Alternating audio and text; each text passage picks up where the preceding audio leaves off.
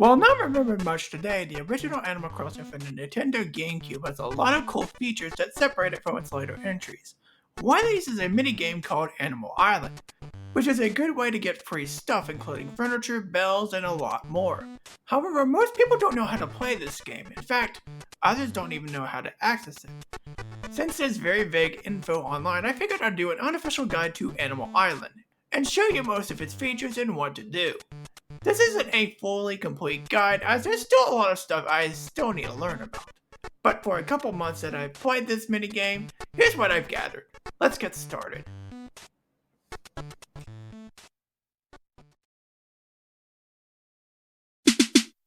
Before we start talking about gameplay, we need a couple things to even access the island. You'll need a couple things. One of these is an official copy of the Animal Crossing Gamecube game. I have not tried any other emulated stuff, nor do I plan to, but I guarantee you that it will probably not work. So having an official copy of the game is a must. It is also worth noting that you'll also need something to play it on, officially. You'll need either a Nintendo Gamecube or a backwards compatible Nintendo Wii, the Revolution 001 model only. Do note that the Wii Family Edition and the Wii Mini will not be supported with this as it does not support GameCube stuff. You'll also need to have an official Game Boy Advance, whether it be the original model or the SP, but only those two. Keep in mind that the Game Boy Micro nor the original DS or DS Lite will not work, as they do not have a way to hook up to the GameCube. Speaking of, you'll also need to have a Gamecube Link Cable, that way you can hook up your Game Boy Advance to the GameCube. Now here, it doesn't really matter what version you have, whether you have the official version or a knockoff version. It doesn't matter.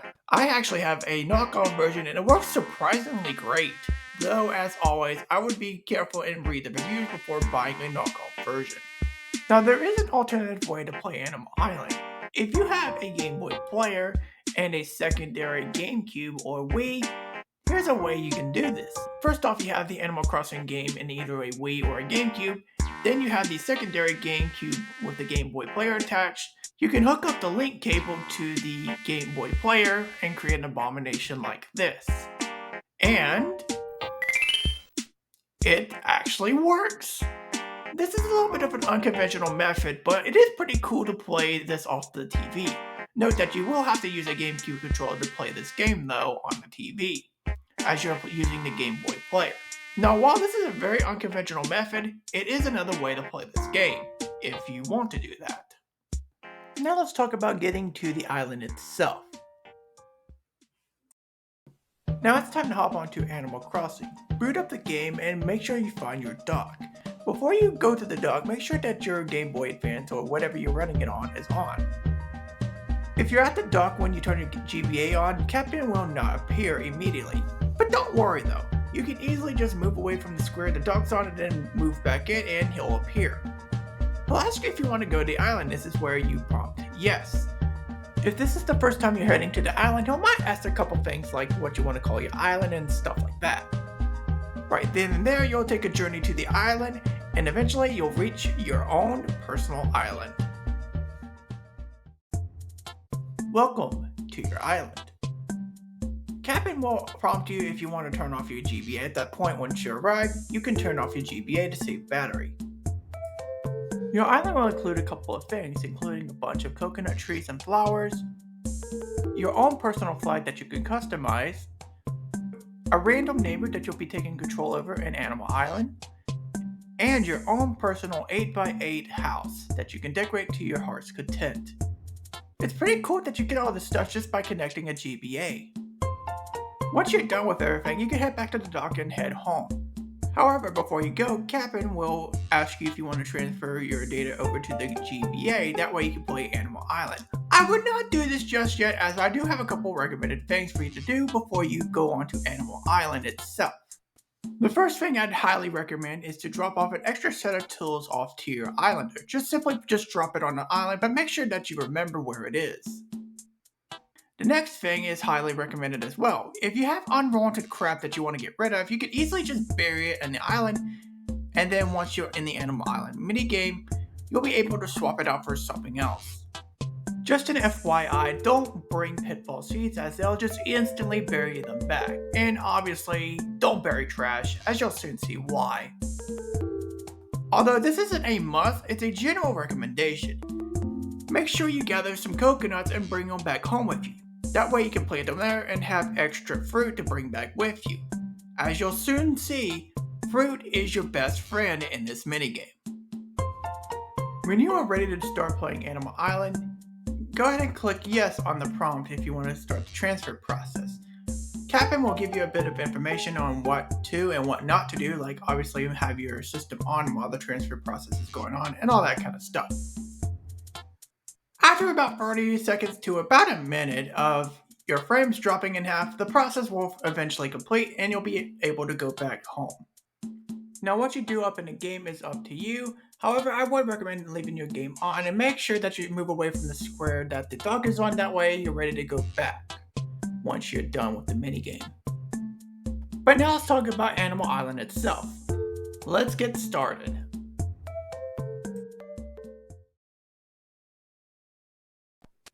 We have finally made it to Animal Island. Let's touch up on some controls right quick, and this should be fairly simplistic, as well as some functionalities of this game as well. You first start out with a zoomed out version of the island. You can press the B button if you want to trade islands, but I'm not going to really mess with that. But whenever you're ready to start playing, you can press the A button and you'll zoom in on your island.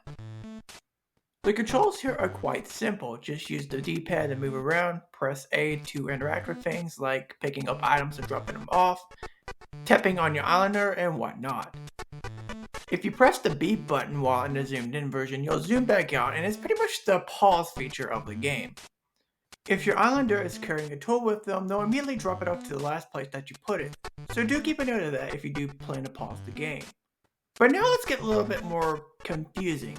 Let's see how this game works with its mood meter. Okay, the best way to describe the mood is by hearts. Although it doesn't show up in the game, this is kind of how it works. You start here in the middle. Every time you boot into the game for the first time, you will always start here in the middle. So ideally, you want to make your islander happy 3 more times before you get into what I like to call the very happy phase. Alternatively, you can do some minor things to not make the islander happy and bring them into the unhappy phase. Ideally, you want to stay out of the unhappy phase because that's a long grind up to get back up to the very happy phase. In fact, you have to make them happy 7 times in order to get back to the very happy phase after going through the unhappy phase. Thankfully, there is a workaround to this as I'll show you later. But the main goal is to make your villagers very happy, that way you can get some items from them. The best way to keep track of the moods in the game is by the facial expressions of the islander, as well as the song playing in the background. What you're listening to right now is what I like to call the neutral theme. The islander will have a very basic expression on their face during this phase. What I like to consider here is the very happy phase. The islander will look very happy and joyful, and a more up-tuned theme will play as well. Right here is what I like to call the unhappy phase. The villager will look grumpy or upset, and a more downer, depressing, and slow down version of the neutral theme will play here. There's also an angry phase that can sometimes replace the unhappy phase, but it's virtually the same as the unhappy phase and the lowest point that they can get.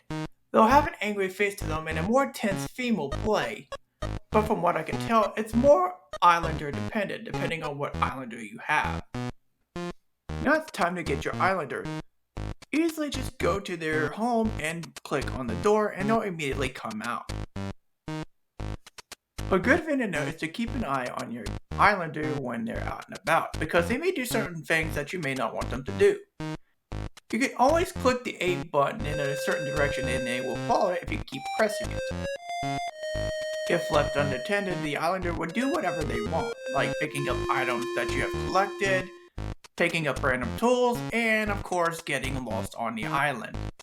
So obviously I would keep an eye on them.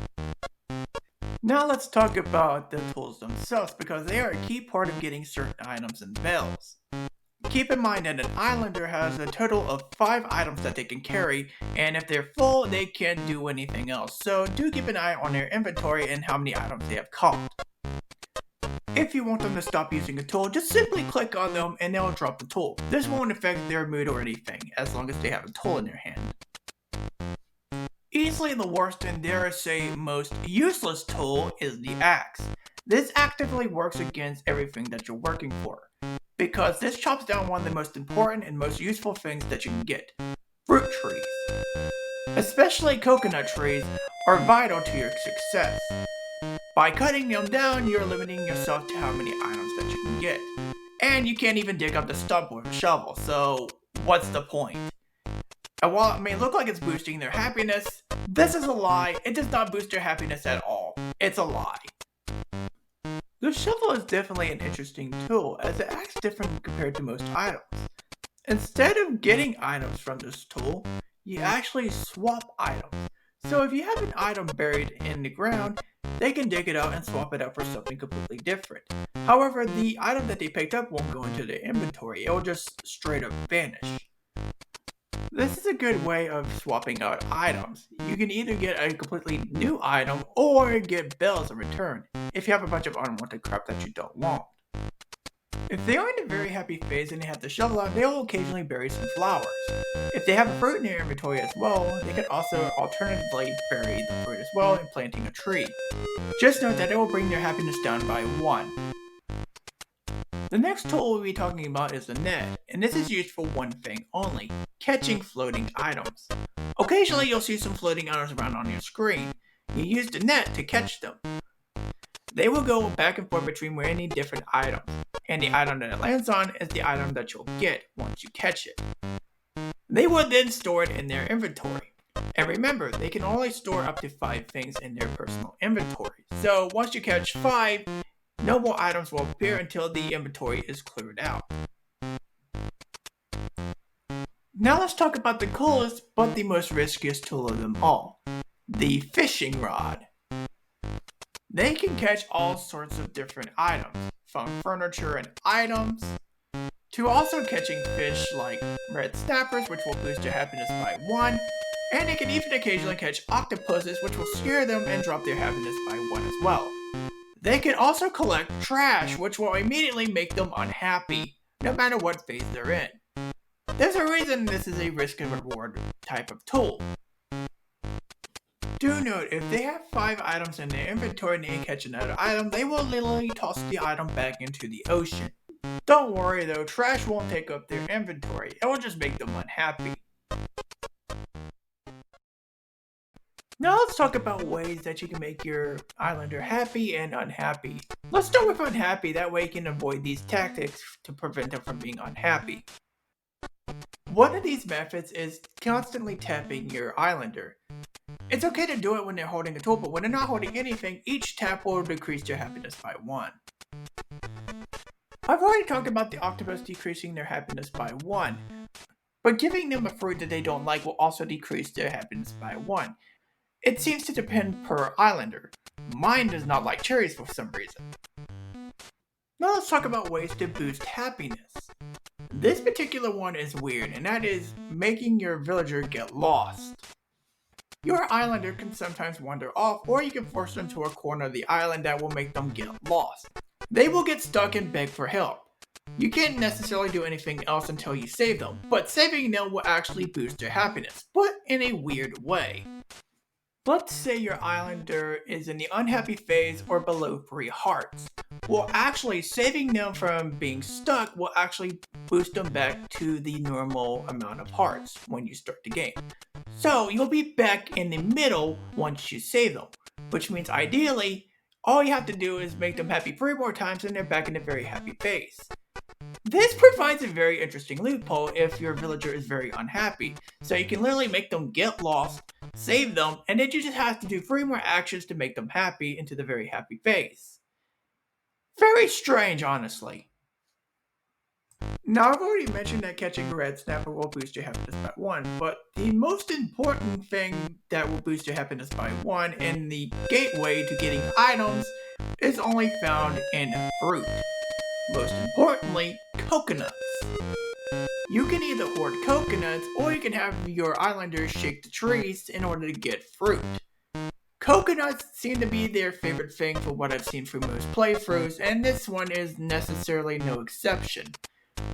And each coconut will boost your happiness by 1.